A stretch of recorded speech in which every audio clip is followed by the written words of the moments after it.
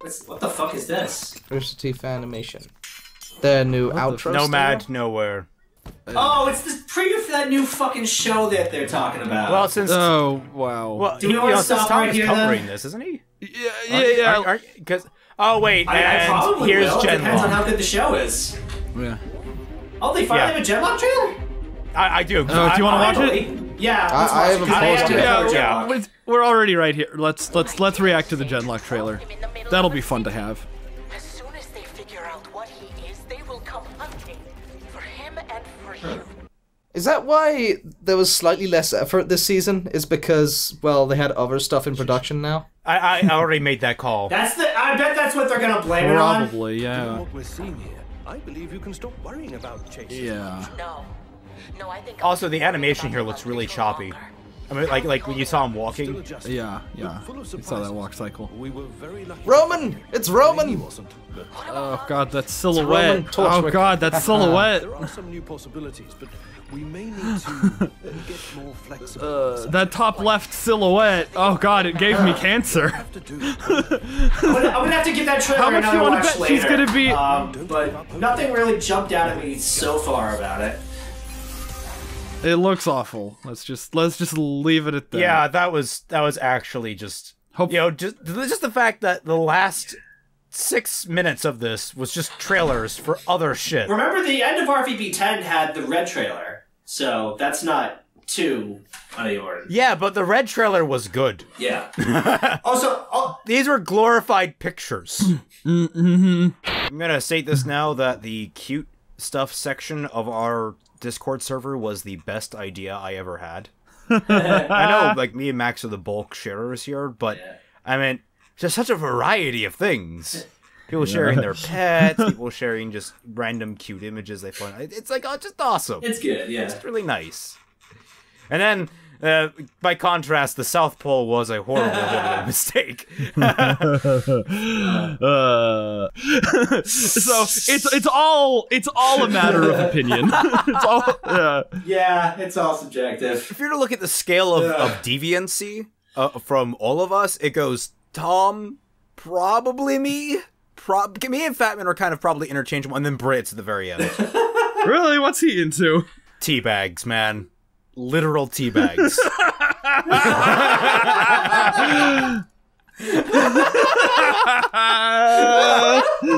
We've talked about a lot of specifics. Let's talk overall the volume. Okay, the most positive thing I can say about this volume is they did a lot of clarifying on things. About the maidens, about the relics, about Ozpin, about the fucking why Crow and Raven are birds. They at least explained shit. It follows the better late than never thought process, Yeah. but the fact that it is so late is more than detrimental. Yes, I'm trying to look at it from the positive aspect, but yes. Yeah. But they contradicted so much. It's like, how do you give them credit? Like, I'm trying to be positive.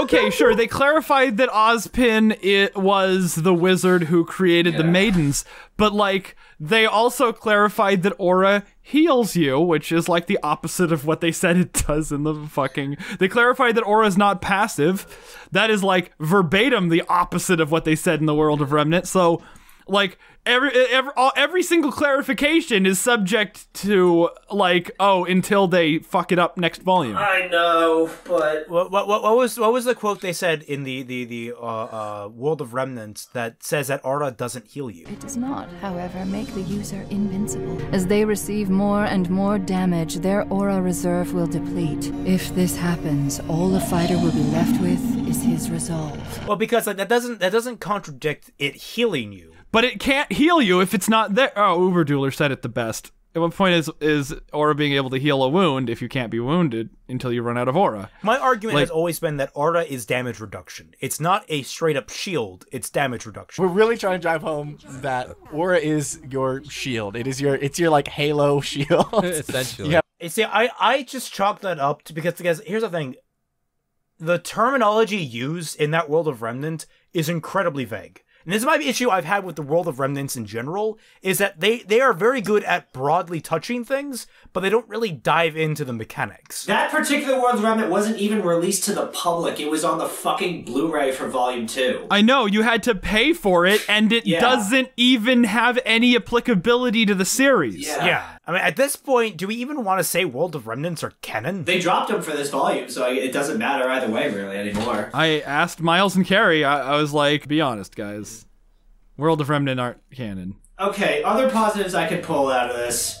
Last volume, we had 5 fights, and, like, 1 of them was good. This volume, we had, like, 9 fights, and 3 of them were enjoyable, so... Where are you pulling 9 fights from? I don't know. I haven't actually kept count. And how are we defining fights? I don't know. Honestly, I wasn't keeping count of how many fights there were this volume. Because there was the fight with Weiss and the Hornets. Which, by the way, were the only Grimm introduced this volume. I know! Max lost Rubingo because of that. Yeah, God damn it. He's like, 3 new Grimm! No, we had Octopus. And no, you cannot count the Schizozoa because we met the Schizozoa last volume. Yeah, I even fucked that up. What, we met the octopus last time? Yeah, we met the did. jellyfish last volume. Okay. So we had the bugs. We had the bug fight. We had the Yang with the bandit fight, which I still maintain was a well choreographed fight scene. You insist that the Raven and Cinder fight was good, even though I think it was the stupidest thing in the world. We'll go in order, but yeah, let's keep going in order. What was? Then we had like 3 episodes of like the Belladonna attack, which the only good part of that was Sun and Ilya. No, that fight had some clever stuff in it, like clever stuff in it. If they were used on anyone but Blake, they didn't. Yeah, they don't know what night vision is. They just don't know. Like, okay, night vision means your eyes absorb more light. Yeah. Your eyes need less light to see things normally. But you can still detect. You can still see movement. I don't want to say that. That's because that's not entirely accurate. Your eyes pick up movement. In low light, Blake would have been able to tell that Ilya was darker than the walls around her. Yeah, because she's not blending in with the background. She's blending in with the dark. Yeah, she's blending in with the shadows, and night vision means that you see the shadows less intensely. It means that you need less light to see less shadows. So the turning off the lights doesn't make the walls darker. It makes you unable to tell the shade of the walls. But night vision means you can still tell the shade of the walls. So, it's just, like, sickening. Sun and Ilya was the most enjoyable part There were still good things, like Blake shooting ice bullets at Ilya's whip so it freezes, and then Ilya shocking, like, sending a shock of electricity through her sword when she was in the block clash with Blake. Yeah. To, there were a few clever things in that. And then, like, when she was blocking Sun's attacks, in order to have him break the ice off her sword, there were some cool things in that fight, so I'm willing to give it a pass. Yeah, I can level with you there. There were some cool things there, but then you have to counterpoint that with all the terrible things that happened previously to that fight. Yeah, the reason I add on because it went over a span of 3 episodes, so I was kind of counting it as 3 separate things. Which is why I say 9 fights, because like the last the stuff with the end, it's like 4 episodes long, so... Yeah, and only one of those episodes is anywhere near passable in the visuals regarding it. And even that, when you think about it logically, it doesn't work. So it's just sort of like... No. This entire volume was shakier than Volume 4 when it came to its fighting. Because honestly, there was less fighting in Volume 4, but I actually felt there was more actual thought put into the fights in Volume 4, at least to how they were diegetic. Then again, it could just be that this volume is so bad, it's making me look back on how bad Volume 4 was and not think it is quite as bad by comparison. I don't know anymore. I enjoyed more fights this volume, like, again, Yang and Bandits, Sun and Ilya, Cinder and Raven for all its flaws, it was still entertaining. So, you know what? I give it that over Volume 4, because the only fight I liked in Volume 4 was Crow and Tyrion. That's fair. The only fight that I can really remember from this season is going to be the Cinder and... Cinder and Raven fight. So, okay, so is Cinder effectively out of the fight now? We don't know. Here's the thing. We can't. They had her fate on a cliffhanger in Volume 3, but that just kind of confirmed that she wasn't dead for me. But this one, I don't know, because, like, this volume doesn't address it at all. Like, they just said she's gone. Like, maybe they'll bring her back as a twist in Volume 6. I feel like I can't wait for them to... She's not dead. I'm 99% certain she's not dead. They're gonna do another, look at this amazing plot twist that we've come up with. She's not dead! And everyone's gonna go... Yeah. All the clues were there the whole time. We haven't seen a body. The only time we haven't seen a body and a character has died has been Tuxin, and now and Ozpin. Oh, you're right. Tuxin, Ozpin, and Lionheart. Yeah, that sounded pretty dead to me. But Lionheart, we're pretty sure is dead. We just kind of heard the stabbing sounds. He got debrained, I think. What happened to his aura? Yeah, the only characters that died this volume, with the exception of the pilot, were all characters we didn't care about. So, or they were antagonists. Yeah, all of them actually were antagonists. Even Sienna Khan. Sienna Khan technically was an antagonist, yeah. I mean, the White Fang was this violent organization because she rose to power. Yeah. All villains, except for the pilot. Yeah, I'm gonna call it. This is the worst volume of RWBY thus far. Ugh, god damn it. I can't believe there was so little to talk about this entire volume. I think that's pretty definitive to say this is the worst volume of RWBY thus far for so many reasons. Holy shit. Should we even try to list off the reasons? I don't have much else to say. This volume was shit. I mean, look at me. Go back to see the start of this season, then come back to now. Oh, it's kind of ruined me a little bit. Like, you know, a few times this volume, I did the Futurama bit. You know, that just raises further questions. That just raises further questions! Yeah. And for those of you who don't know how the shtick goes... Whoa! My home! It burned down! How did this happen? That's a very good question. So that's where I left my cigar. But, you know, thinking about it, that's really what RWBY is. RWBY is a house that has burned to the ground, and we are told that the reason for that is because of a lit cigar underwater. Yeah, there was nothing in this episode. It was such a bucket of nothing. It was a big empty bucket made out of air. There were so many storylines this volume where it was like, some of them you feel like they just had no idea what they were doing. Some of them was like, you felt like they were starting to do one thing, but then halfway through they were like, you know what, we would rather do this thing instead. So they tried to hard pivot as fast as they could. And then there were some where just like, you know what, we ran out of time, fuck it. Okay, here's a question. Do you think that part of the reason why it's so difficult for them is because they have such a big cast now, and they feel like they need to maintain a big cast now? Like, I'm starting to wonder about this, is that, like, because there's so many different plot threads with so many different characters and such, I get the implication that it's just more that they bit off more than they could chew with this. Then stop bringing in more characters. Every volume you keep bringing in more characters. Just stop. But it's like they can't stop because I feel like they've established an ongoing thing. People are expecting new characters. When we started off, it was like cool new characters. Like people loved it every time we introduced a new character, and it was really exciting. But then it's like, okay, now we have 1 million characters. They actually addressed the whole like multiple characters thing, and they were saying that they did actually shoot themselves in the foot with such a big cast because they forgot to actually do anything, which is what I was saying the whole time. Yeah, that's a tough thing, and something that we realized, I think, about halfway through making this show. And then it's like, okay, well, these characters need to have more screen time this season because of X, Y, and Z. So we can't just like include this person just to have them there. We do our best not to have hollow moments, so we would rather not dive into some of those side characters for a season so that we can focus on the main characters. They were like, we need to put some of these characters to the side so we can actually have the main cast do the plot. And I was like, oh, so they do know. So we were right. Yeah. That clip will be in here. Yeah. Okay. Anyone that criticizes Fat Man, the writers themselves have just vindicated him. We were right. Wow. That's surprising. Fans who hate us, we're right and you're wrong, objectively. We are the smartest people on the internet. How dare you try and challenge our, like, pathological knowledge of all things that is RWBY. And all of our Patreons will be in the description for penance. Of course, you know, you owe us at this point. That's for sure. Well, I'm thinking at least $100 a piece. Yes. You give me your money per month. Per month. Yes, give me all your money. Yes, all of it. Yes, all of our Patreons will be down there. If you've ever doubted us, please pay up fuckers. Like so many people this volume have said that this is the volume where they're just going to drop. Yeah, I've heard. And some of them have gone back on that and saying they're going to stick it out again. And some of them are full on. Yeah. No, I'm done. Fuck it. And if you are one of those people, remember the abridged sort of is going to continue in volume 6. Yeah, we will be there for you. Yeah, I mean, I'm committed. The only way my friend put it best. The only way I'm getting out of the show at this point is in a fucking body bag. Either the show ends and I fulfill my contract, or it kills me.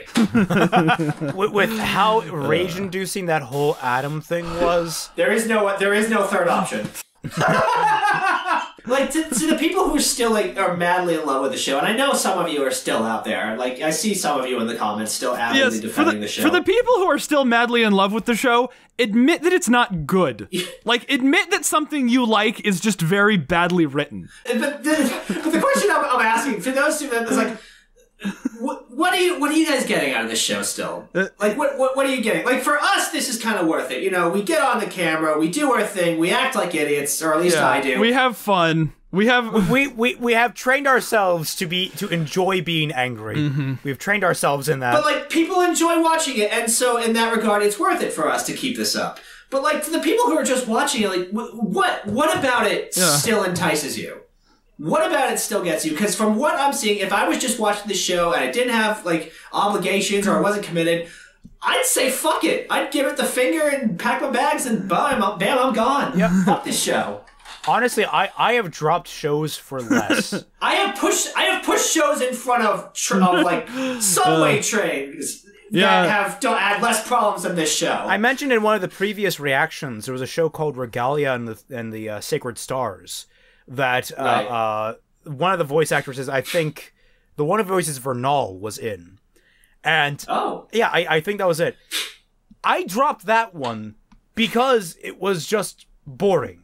And I was getting similar feelings from this series, this volume, all the way through. Even, like the action sequences even felt the same, where they kind of ended in anticlimaxes, typically. Like, if I weren't already invested in just trying to fix this show from a personal standpoint, I would have blown it off back during Volume 4.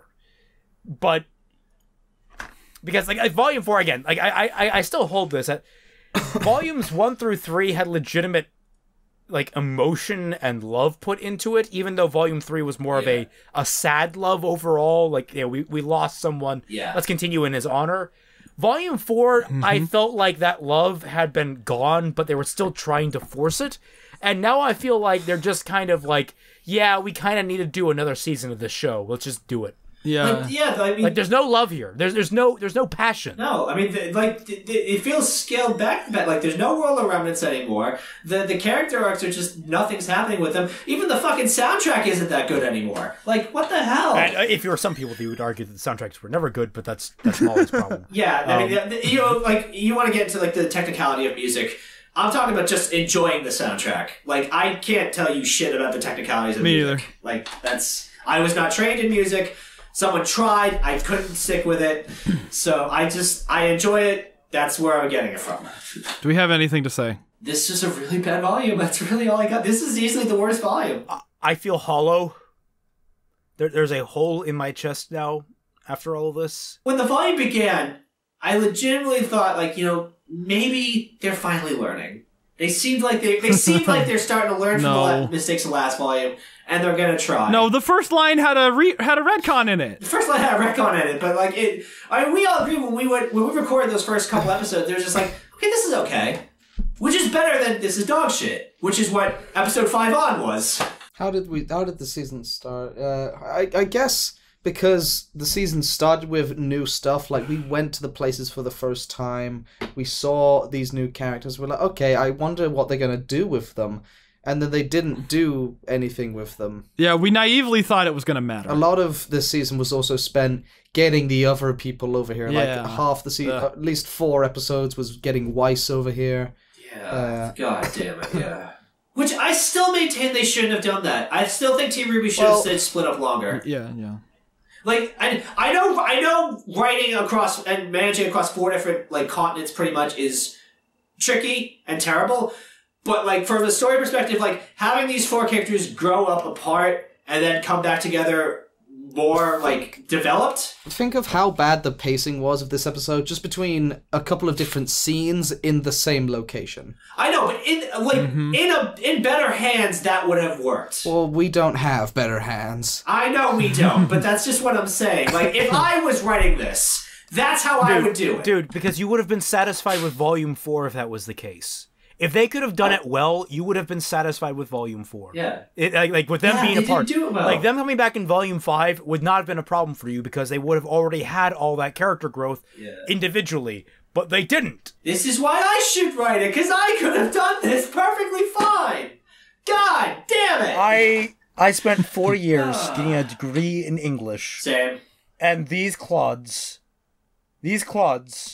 who got an internship. A glorified internship got promoted to head writer of the company. No, well, Carrie was the glorified internship. Miles actually has an RTF degree. Wait, Miles has an RTF degree? Yeah, radio, television, film? Yes, he does. That tells me nothing.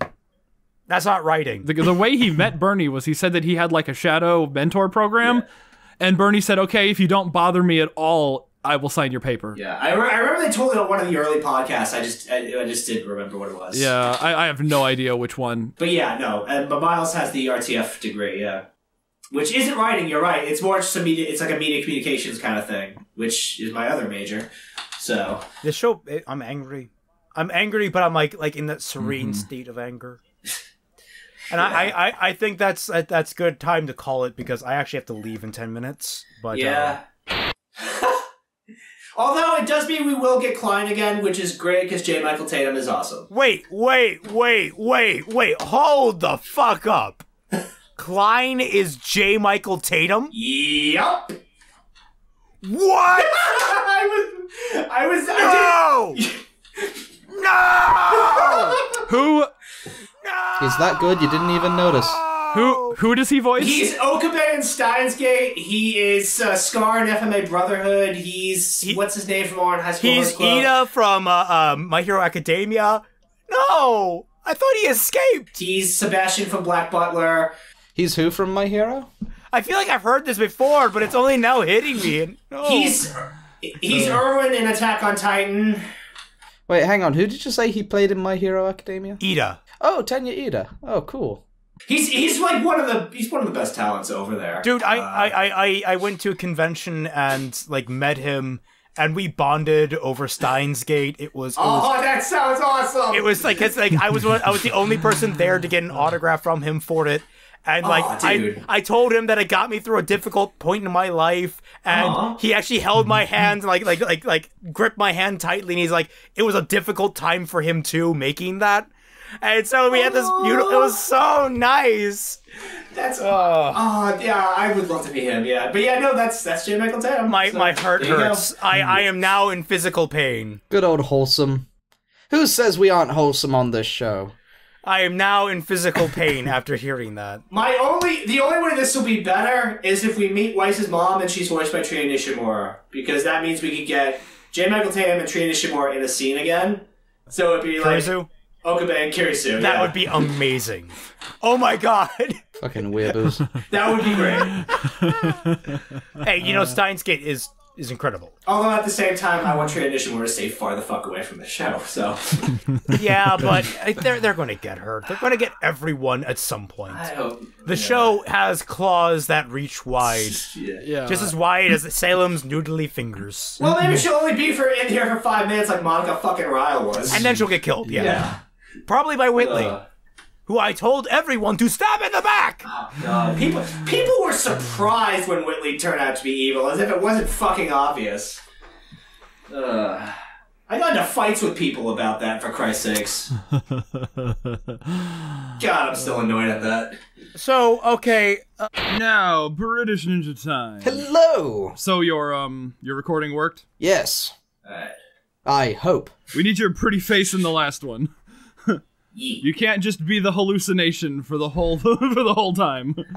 Yeah, I know. I'm sorry. It's okay. It's all right. It made it entertaining.